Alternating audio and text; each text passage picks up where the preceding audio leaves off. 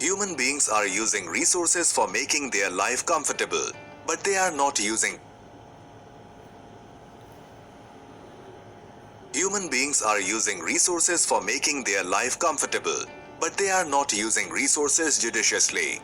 Rather, they use resources indiscriminately as they presume that resources are the free gifts of nature. Now the question is, why should we use resources judiciously? Let's take a view. Resources are not unlimited in stock, rather they are very much limited.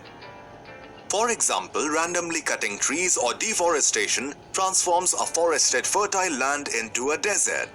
We, therefore, should use resources judiciously or in proper planning, like afforestation and save water. Do you know what is planning? Let me tell you. Planning is a strategy for planned and judicious utilization of resources. Now, tell me what exactly is required for resource planning? Resource planning is required for sustainable existence of life in all forms, sustainable resource development, and economic development of all regions. Do you know what are the depending factors of economic development of a region? Let's find out the factors.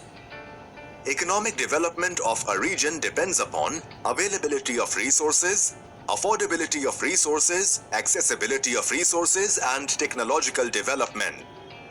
Now the question is, what is involved in resource planning?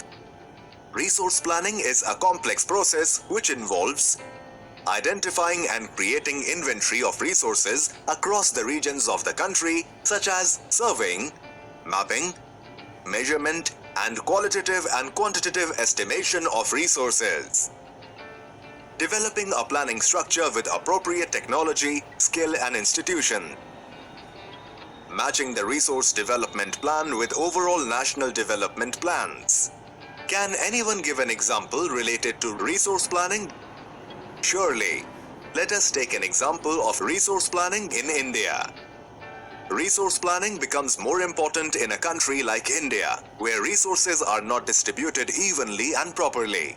For example, many states are rich in mineral and deficient in other resources, such as Jharkhand is rich in minerals, yet economically backward. There is problem of drinking water and other facilities.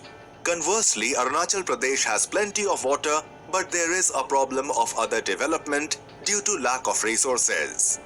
In India, many regions are poor in resources, yet economically advanced like Gujarat. Now the question is, how do we reduce or resolve this issue like uneven distribution of resources? Of course, with proper planning of judicious use of resources.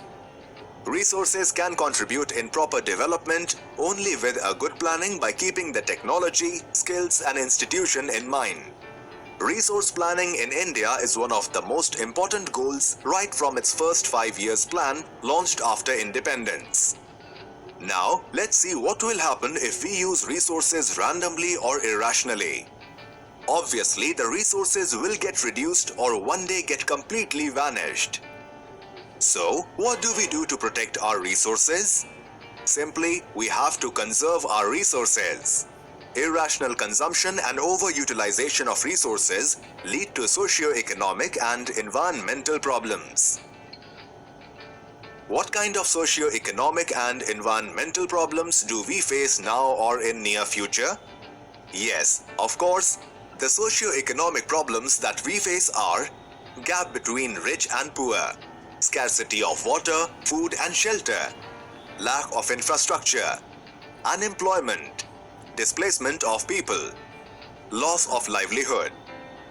The environmental problems that we face are ecological imbalance, land degradation, ozone layer depletion, global warming, air and water pollution, health problems.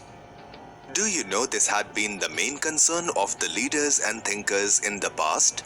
Let us take an example of the views of Gandhiji on resource conservation. Gandhiji's word about resource conservation was the appropriate one in voicing his concern about conservation. He said, "The earth has enough resources for our need, but not for our greed." He extracted the root cause for resource depletion at the global level. They are selfish and greedy individuals, modern technology, mass production. Instead, he wanted production by the masses. Do you know there are some significant contributions regarding resource conservation at the international level?